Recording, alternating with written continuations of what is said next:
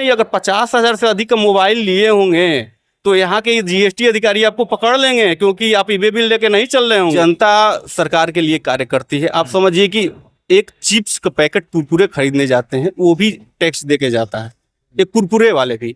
1 जुलाई 2017 को जीएसटी लागू कर दिया गया था और लगभग तकरीबन 8 साल होने को आए हैं।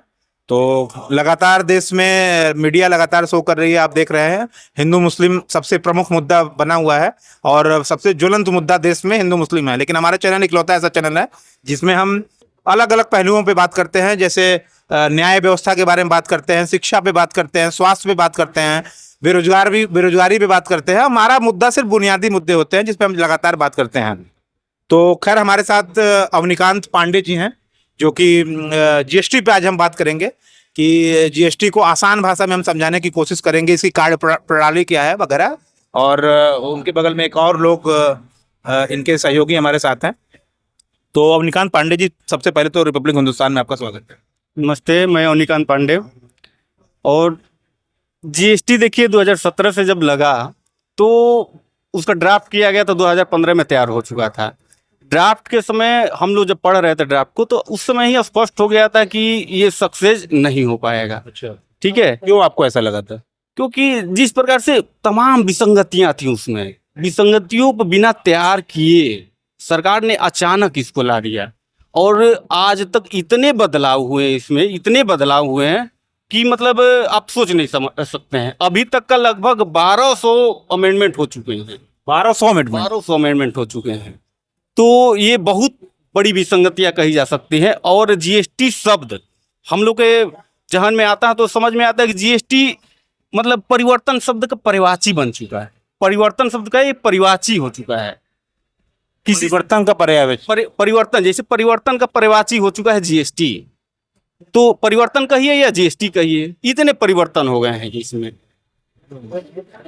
इसका सबसे बड़ा मेरा मानना है कि इसको लाने का उद्देश्य क्या था, सबसे पहले ये आप बताएं। देखिए, सरकार का उद्देश्य था 1 नेशन 1 टैक्स। ठीक है।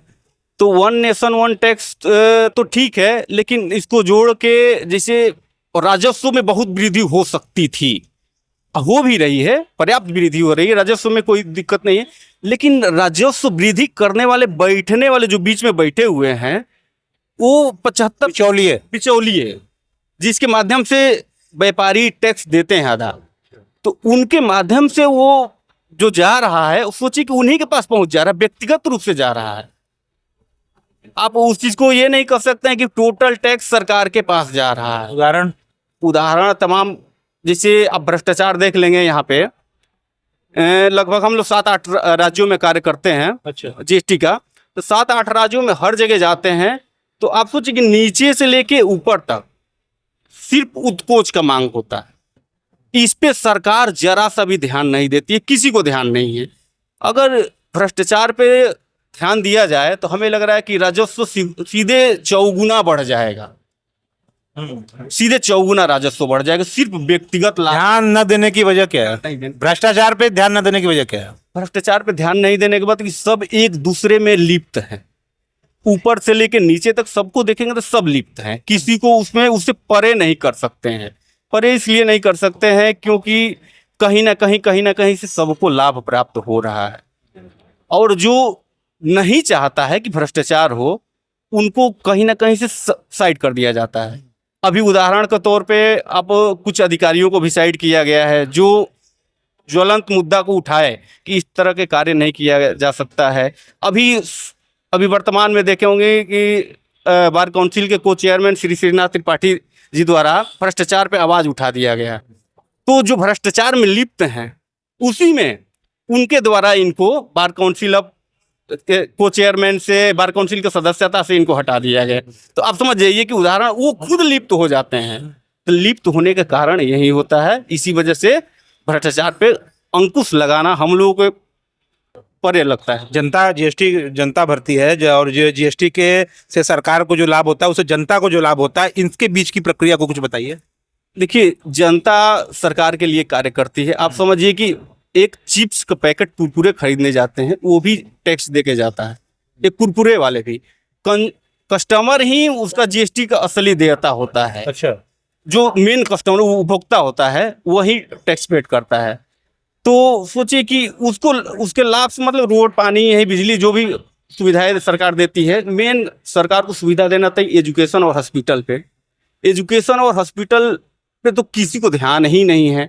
यहाँ पे मैं सरकार को देख रहा हूँ थोड़ा सा उत्तर प्रदेश में योगी सरकार ने हॉस्पिटल पे बहुत कोशिश कर रहे हैं। अधिकतर जैसे हर जिले में एक बड़े स्तर पे, बड़े पैमाने पे हॉस्पिटल का व्यवस्था किया जा रहा है। ये मतलब इनकी तारीफ कहेंगे, जैसे भी कर सकते हैं। जीएसटी में चोरी कैसे होती है? जीएसटी में चोरी करने का तरीका देखिए मेन क्या है। यहाँ पे नीचे के अधिकारी को, एक सिंपल से उदाहरण के तौर पर मैं बता रहा हूँ, एक वाहन पकड़ी जाती है, कोई मान लीजिए रोड पे हमारी वाहन पकड़ी गई। रोड पे वाहन पकड़ने के बाद वो करते क्या है कि 100 वाहन डिटेन करते हैं सुबह से लेकर शाम तक। तो 100 वाहन में 80 वाहन तो मान के चलिए, डिटेन नहीं, उसको डिटेन नहीं कर सकते, 100 वाहन चेक करते हैं। 100 में 20 वाहन कुछ ऐसी चीज़ें पकड़ जाती, किसी का 2 अंक का गड़बड़ी है, किसी का 1 अंक का गड़बड़ी, किसी का गड़बड़ी नहीं है। तो एक नया रिपोर्ट आया है, AI रिपोर्ट इन लोगों का। अच्छा। AI रिपोर्ट, वो रिपोर्ट होता नहीं है, वो फर्जी रिपोर्ट होता है। अगर आपको प्रताड़ित करना है तो GST अधिकारी कहते हैं, अपने ऑर्डर में देते हैं कि AI रिपोर्ट के माध्यम से इनकी गलतियां पाई गई। जब गलतियों में आप प्रवेश करेंगे, घुसेंगे, तो किसी प्रकार की गलतियां नहीं पाई जाती हैं। अब व्यापारी को इतना प्रताड़ित करते हैं, जैसे माल को और वाहन को हिरासत में लेते ही उसके ऊपर इतना दबाव बनाया जाता है कि किसी भी तरह से जमा करो, नहीं तो तुम्हारा गाड़ी बेच देंगे, तुम्हारा नीलामी करा देंगे, तुम्हारा ये कर देंगे। हर तरह से प्रताड़ना शुरू कर दिया जाता है। तो प्रताड़ना के साथ उसको जैसे बेचारा जमा कर दिया, तो जमा इस वजह से करा है क्योंकि उसको तो अपील से छूटना ही है। यहाँ से जाइए, अपील में भी वही प्रक्रिया, भ्रष्टाचार शुरू है।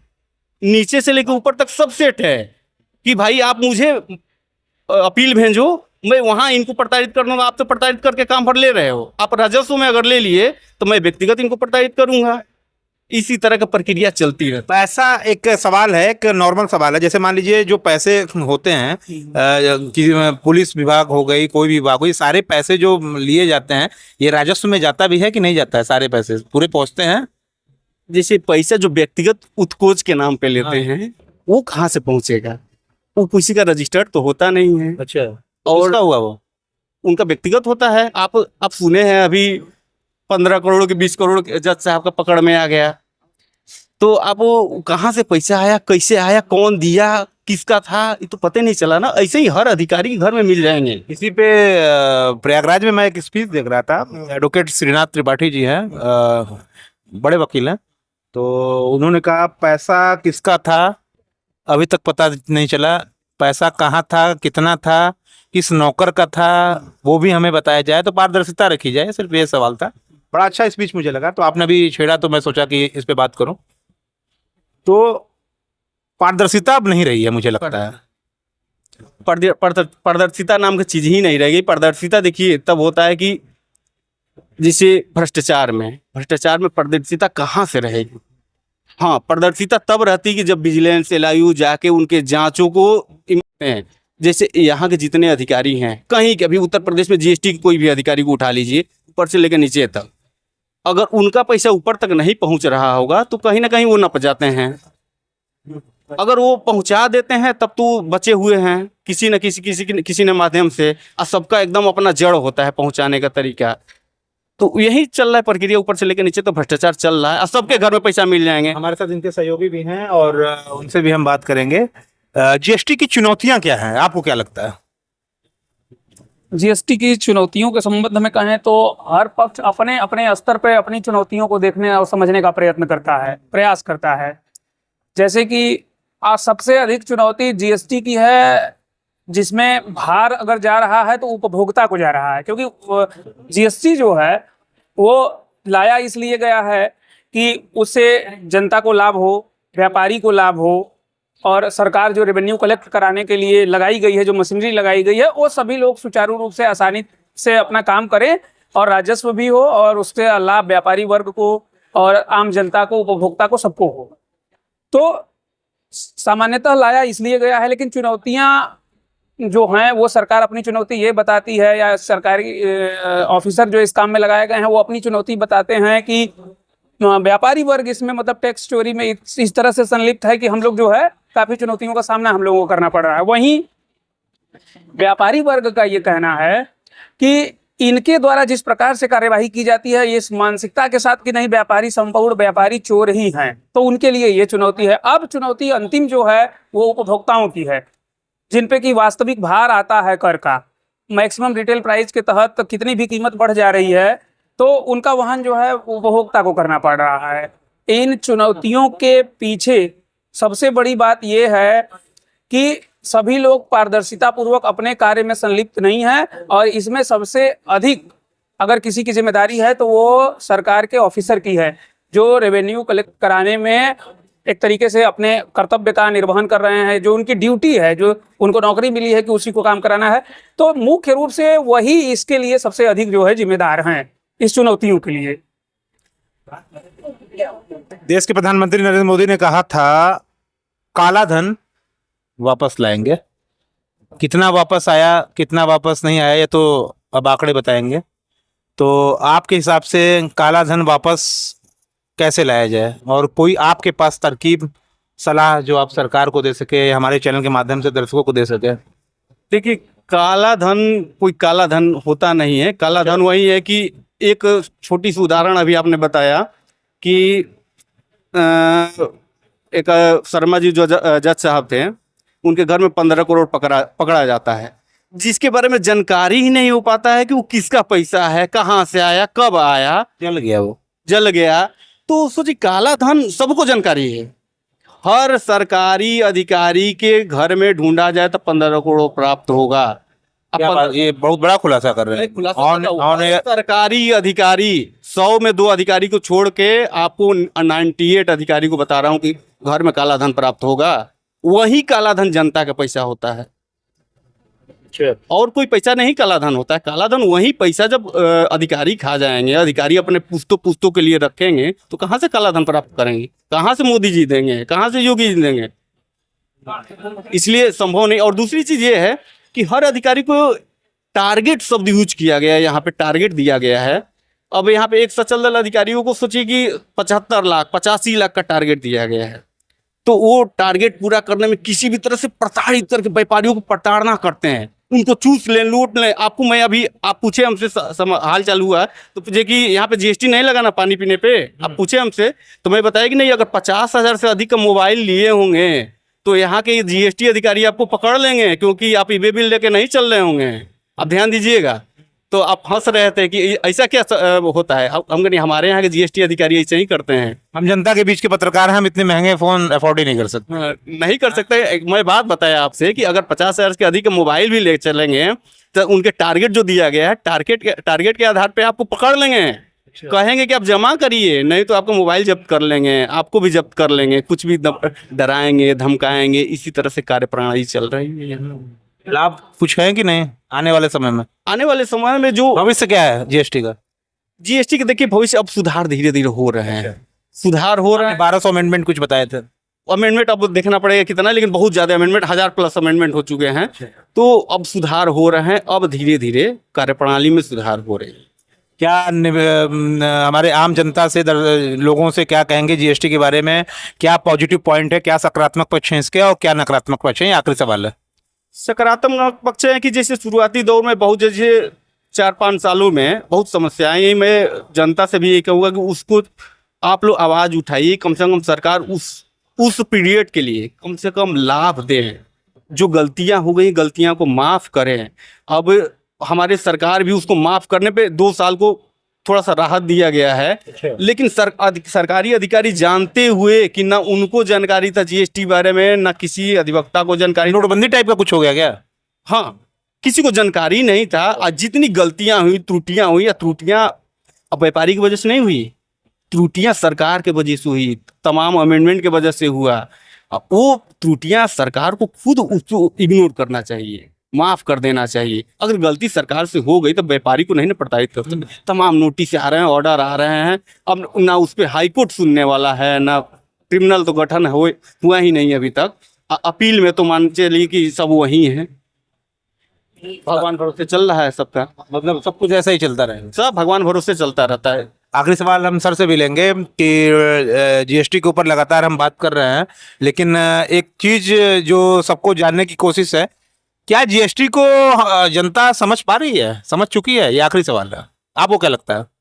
देखिए, जीएसटी को समझने की आवश्यकता संपूर्ण जनता को नहीं है। इसलिए भी नहीं है क्योंकि जनता का खुद ही अपना इतना काम है, अपनी अपनी इतनी व्यस्तताएं हैं, समस्याएं हैं। जीएसटी को सिर्फ समझना किसको है? जीएसटी को समझना है व्यापारी वर्ग को, और जीएसटी को समझना है जीएसटी एक्ट लागू करके जिसका क्रियान्वयन सरकार को कराना है, मतलब सरकार के ऑफिसर्स को कराना है। उन दोनों लोगों को समझने की आवश्यकता है। तो जनता को समझने की आवश्यकता नहीं है। और सबसे ज्यादा जो अड़चन है वो ये है, जो चुनौतियां, जैसा कि पहले आपने चुनौती शब्द का इस्तेमाल किया, वो ये है कि भार जो ये है कि टारगेट है, जैसा कि सर ने अभी बताया टारगेट की बात को, कि टारगेट है और टारगेट तो पूरा करना ही है, लेकिन टारगेट के साथ साथ अपना उनका स्वयं का टारगेट है। उस स्वयं के टारगेट को पूरा करने के लिए उनके द्वारा जो प्रक्रिया अपनाया जाता है उससे प्रताड़ित व्यापारी वर्ग है और जनता भी है कहीं ना कहीं। तो यही कह सकते हैं कि जीएसटी एक तरीके से, जीएसटी ही नहीं, मैं समझता हूं कि जीएसटी के अतिरिक्त भी जो सारा महकमा है जो रेवेन्यू कलेक्शन के क्षेत्र में है। और अब मैं एक उदाहरण देता हूं कि रेलवे के संबंध में भी, रेलवे में भी एक टारगेट है कि इतना जो है लोगों को पकड़ना है कि ये जो है बिना टिकट के यात्रा कर रहे हैं। तो उसी प्रकार से बस जो ये करप्शन है, जो भ्रष्टाचार है, जो उत्कोच लेने की जो घोर इरादे हैं इन लोगों के, वो सर्वथा जो है बाधक होते आए हैं। और शुरू से लेकर अब तक जीएसटी के पूर्व में भी जो कानून थे उसमें भी ये चुनौतियां रही हैं, वर्तमान समय में भी चुनौतियां रही हैं। एक उदाहरण और मैं बता दे रहा हूँ, एक दो लाइन है, वो ये है कि हमारे देश की सबसे बड़ी विडंबना ये है कि घूस लेते हुए पकड़े जाने वाला व्यक्ति इस बात से आश्वस्त है कि वो घूस देकर के बच सकता है। घूस देने वाला व्यक्ति घूस देने से बच सकता है, ये तो घूस देने वाला व्यक्ति इस बात से आश्वस्त है कि वो घूस देकर के बच सकता है। इससे बड़ा विडंबना और क्या कहेंगे आप? सही बात है, सच्चाई है। ज्ञान प्रकाश पांडे जी ने तो बड़ा नहीं, ये सच्चाई है कि घूस जैसे मान के चलिए कि 15 करोड़ घूस ले लिए हैं, 5 करोड़ दे के बच गए। ये 10 करोड़ बचा ना, हमारा व्यापार है, वो भी एक व्यापार है। 15 करोड़ घूस लिए हैं, 5 करोड़ दे के बच गए हैं, 10 करोड़ प्रॉफिट हुआ ना। ये थे हमारे साथ अधिवक्ता ज्ञान अवनीकांत पांडे जी और अधिवक्ता ज्ञान प्रकाश पांडे जी, जो आज हमारे शो में आए। इन्होंने जीएसटी के बारे में बताया। और अवनीकांत पांडे जी और ज्ञान प्रकाश पांडे जी की ये खासियत है, ये प्रखर होकर के अपनी बात रखते हैं। और आज के डेट में आप देख लीजिए व्यक्ति की आज़ादी का किस तरह से हनन हो रहा है, बावजूद इसके ये लोग लोकतंत्र को जिंदा किए हुए हैं। हर फेसबुक के माध्यम से, एक्स के माध्यम से, हर जगह पे ये अपनी बात रखते हैं। और अच्छा लगता है कि लोकतंत्र में ऐसे लोग जीवित हैं और इनका रहना बहुत जरूरी है। इनके लिखने से ही लोगों को प्रेरणा मिलती है। एक जो डर बनाया जा रहा है उसको खत्म करने के लिए ऐसे लोगों का समाज में आवश्यकता है। अवनीकांत पांडे जी और ज्ञान प्रकाश पांडे जी के साथ जितेंद्र यादव, रिपब्लिक हिंदुस्तान के लिए धन्यवाद।